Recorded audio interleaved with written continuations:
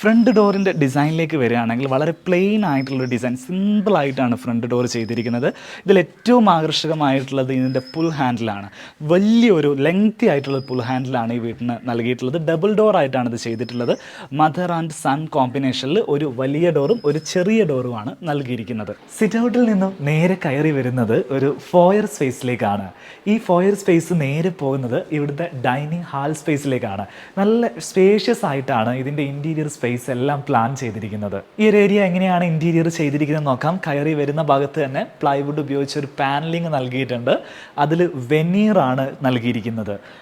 3 ലൈറ്റുകൾ മുകൾ ഭാഗത്ത് നൽകിയിരിക്കുന്നു. അത്യാവശ്യം സ്പേസ് ഉള്ള രീതിയിലാണ് ഫോർമൽ ലിവിംഗ് റൂം സെറ്റ് ചെയ്തിരിക്കുന്നത്.